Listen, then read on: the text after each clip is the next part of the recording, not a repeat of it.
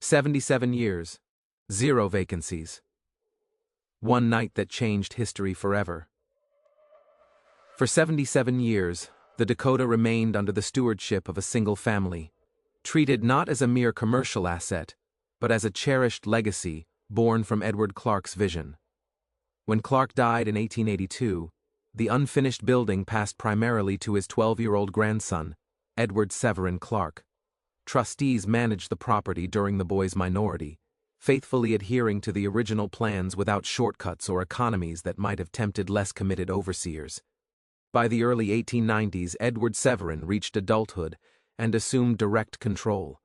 The skeptics who once ridiculed his grandfather's wilderness gamble had long been silenced. The Dakota stood fully occupied, its waiting list a testament to its success, and the Upper West Side had evolved from desolate lots into a burgeoning fashionable district, thanks in no small part to the building's pioneering presence. Edward Severin proved a steady, understated custodian. As the eldest of 4 brothers, all heirs to the vast Singer fortune that continued to generate dividends far exceeding any rental income from the apartments, he felt no financial pressure to maximize profits. The sewing machine company still dominated its industry, pouring wealth into the family coffers. This independence shaped the Dakota's management profoundly.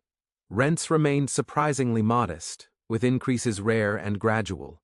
Long-term tenants often enjoyed rates held steady for decades, a generosity impossible for landlords reliant on the property for livelihood.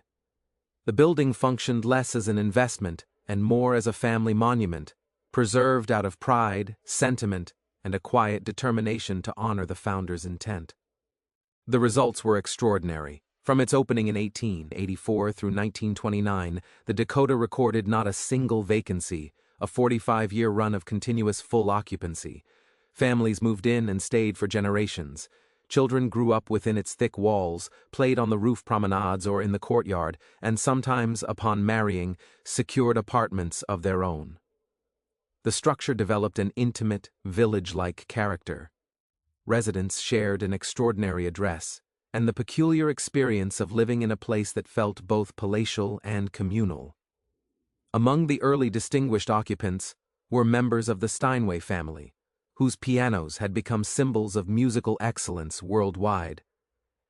Their presence set a pattern that endured. The Dakota attracted not just wealth but culture. It drew people who valued art, creativity, and intellectual life, alongside material success, distinguishing it from the more rigidly social enclaves of Fifth Avenue. The building remained respectable without stiffness, elegant without rigidity.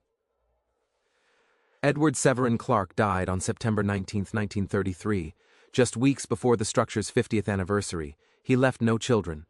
At his death, 2 tenants still occupied apartments they had taken in the building's inaugural year of 1884. 4 other original residents had passed away in the preceding 3 years. The Dakota was quietly becoming a monument to continuity, its history measured in human lifetimes rather than market cycles. Ownership transferred to his youngest brother, Stephen Carlton Clark. Stephen brought accomplishments far beyond family business. He served as a founding trustee of the Museum of Modern Art in 1929 and chaired its board through the 1940s. In 1939, he established the Baseball Hall of Fame in Cooperstown, the Clarks' ancestral home in upstate New York. An avid collector, he acquired works by Rembrandt, Matisse, Degas, and Picasso. He approached every endeavor with the same methodical intelligence that had characterized his grandfather's oversight of the Singer empire. Under Stephen's nearly 3-decade stewardship, little outwardly changed. He intended to operate the Dakota precisely as his brother had, preserving both the building and the gardens on the western adjacent lot. The original hydraulic elevators, marvels in 1884, remained in service. Repairs and maintenance fell under family control, answerable to no external authority. Yet time exerted its slow pressure. As the 20th century advanced, the elaborate services that once defined life in the Dakota began to vanish. The full laundry operation disappeared first, along with the resident tailor and the housekeeper supervising her staff of maids. These amenities had always been costly, and shifting social patterns diminished their necessity. Families accustomed to total reliance on building staff gradually arranged their own help. Shortly after the Second World War, the grand dining room closed permanently. Conceived as an inducement to ease wealthy families away from private homes, it had never turned a profit. By the late 1940s, tenants preferred their own kitchens or the city's expanding restaurant scene. The basement facilities fell silent. In the 1950s, the upper-floor servant quarters converted into apartments. The staff, once around 150, dwindled to 45 by 1960. The hidden world that supported gracious living shrank to a fraction of its former scale. The tenant population evolved as well. By mid-century, diplomats, theatrical figures, and publishers appeared more frequently. The building's proximity to the Broadway theater district made it especially appealing to people in entertainment. It gained a reputation as a haven for creative personalities, a character it would carry forward. Stephen himself never resided there, preferring a townhouse across Central Park on East 70th Street. As he entered his late 70s, residents grew increasingly anxious about the future. They invited him to dinners, sent birthday wishes, offered thoughtful Christmas gifts, each gesture probing for clues about succession. Stephen offered no hints. He remained absorbed in his art collection, philanthropy, and institutional responsibilities. The Dakota ranked as merely one holding among many. Stephen Carlton Clark died on September 17, 1960, at 78. When his will became public, the news unsettled the residents deeply.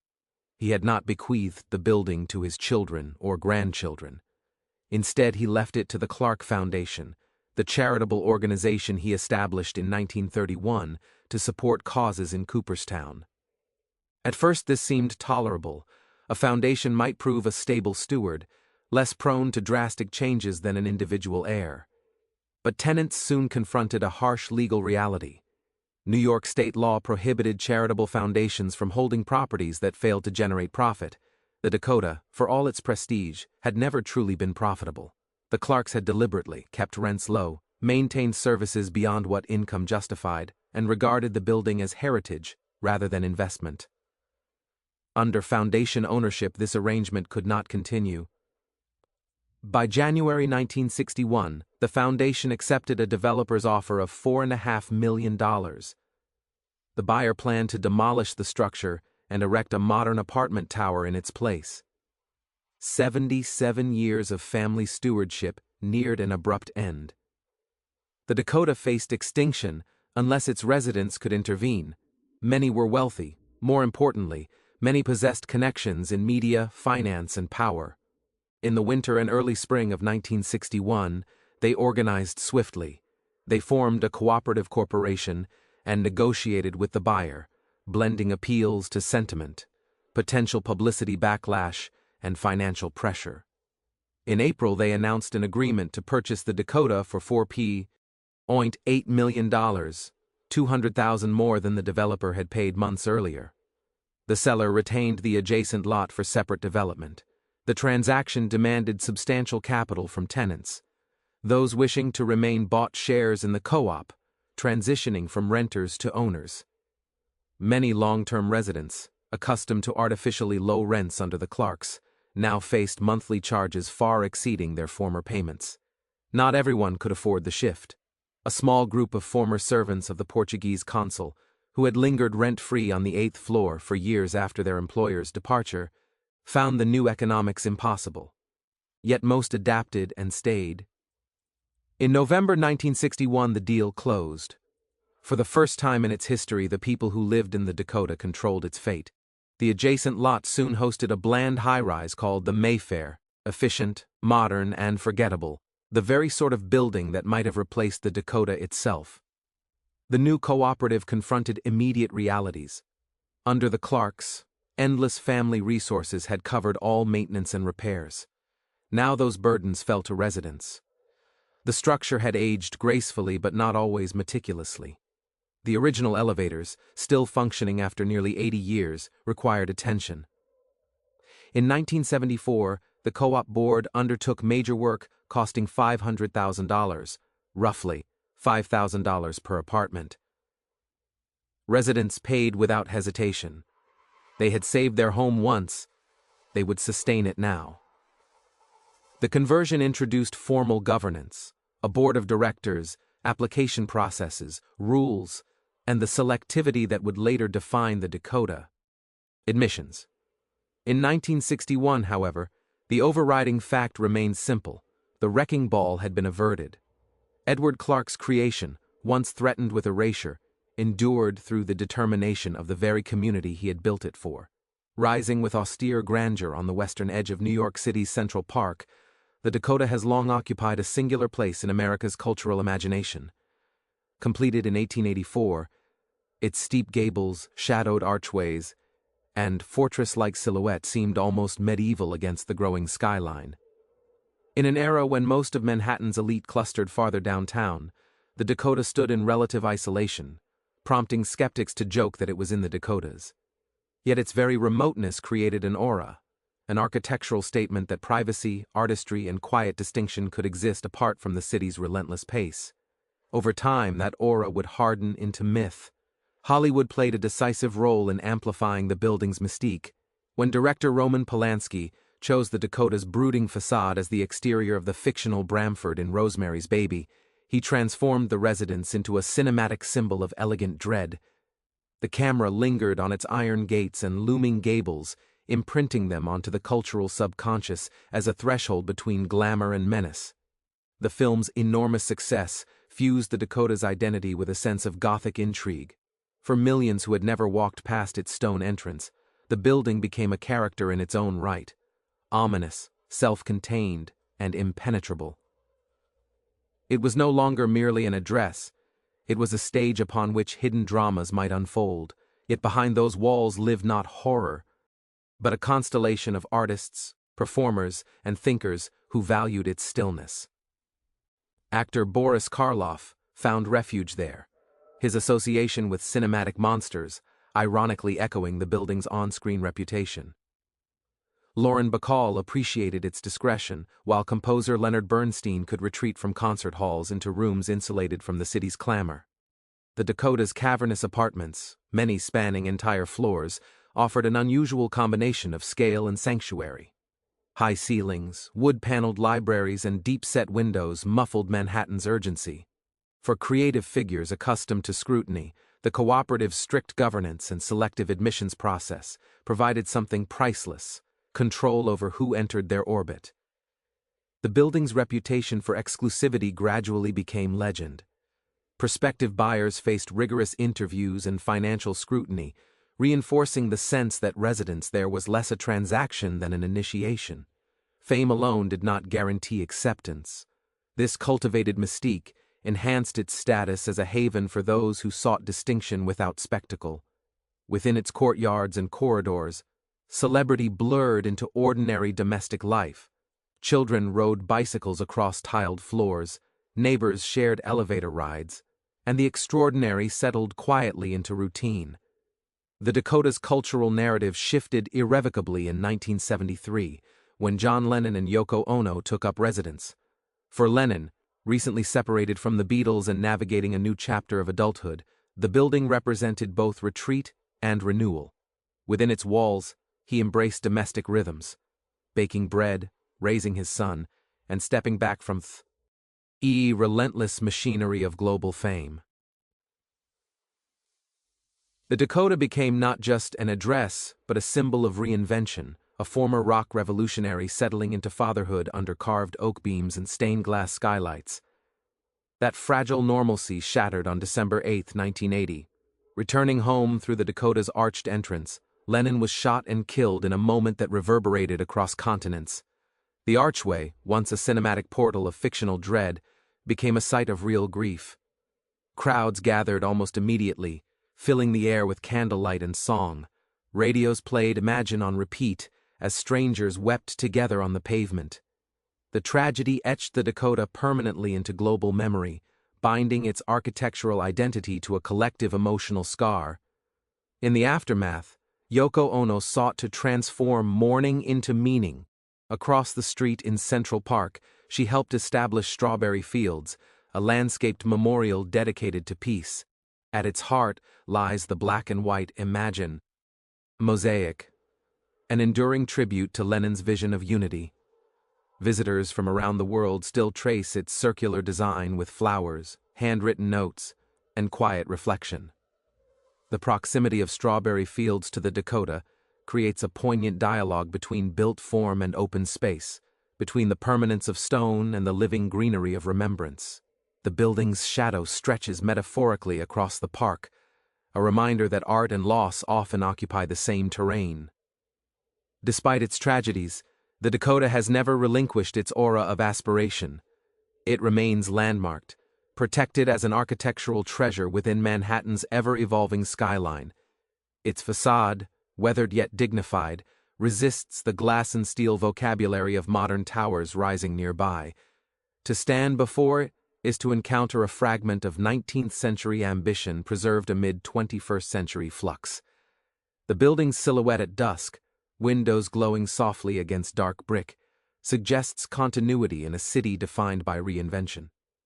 The Dakota's co-op board continues to guard its gates with almost mythic severity, reinforcing the notion that its corridors belong to a select lineage of residents who value privacy above publicity.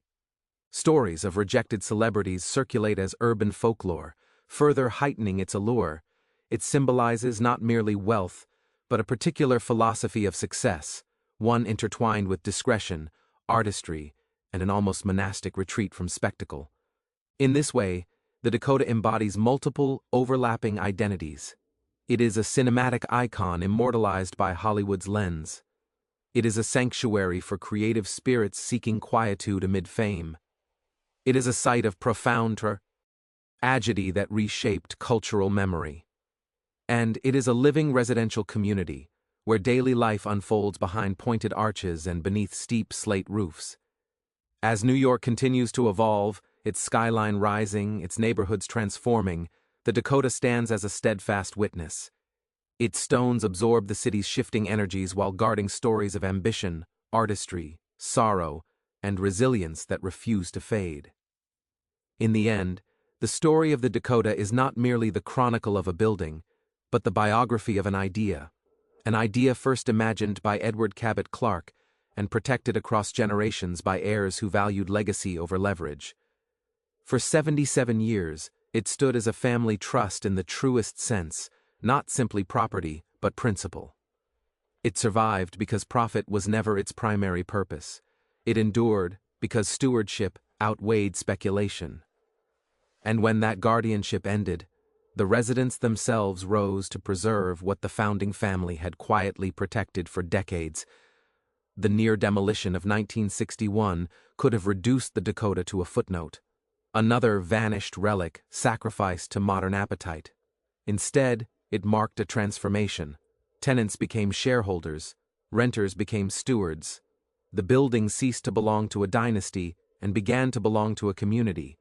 That shift forged the culture that defines it today: selective, vigilant, protective. The same determination that once resisted wilderness and ridicule now resisted wrecking balls and market logic. Across the decades, the Dakota has absorbed eras without surrendering identity. It witnessed the rise of the Upper West Side from desolation to distinction. It adapted from Gilded Age domestic service to post-war independence. It transitioned from hydraulic elevators and grand dining rooms to cooperative governance and modern maintenance assessments. It welcomed artists, diplomats, publishers, and performers, becoming both sanctuary and symbol. Cinema cast it in shadow through Rosemary's Baby. History etched sorrow into its archway with the loss of John Lennon. Across the street, Strawberry Fields transformed grief into global pilgrimage. Through all of it, the building did not change its posture. It simply remained. That constancy may be its greatest achievement. In a city defined by reinvention, demolition, and vertical ambition, the Dakota represents continuity. Its thick brick walls and steep gables resist fashion. Its courtyard still holds the quiet of another century. Its admissions process still favors discretion over notoriety. Wealth alone does not unlock its doors, neither does fame. What it demands, above all, is alignment with a culture shaped by history, privacy, and responsibility. More than architecture, more than celebrity lore, more than tragedy, the Dakota embodies stewardship, first by a family, then by its residents. It demonstrates that preservation is not passive nostalgia but active choice. It reminds us that heritage can survive market forces when community will is strong enough, and it stands as proof that buildings, like people, accumulate character through the trials they endure. The Dakota remains what it has always been, a fortress of memory, rising beside Central Park, carrying within its stones the ambitions of its founder, the vigilance of its residents, the creativity of its occupants, and the echoes of a city that grew up around it. And so, against time, commerce, and change, the Dakota endures, unmoved, unforgettable, and unmistakably its own.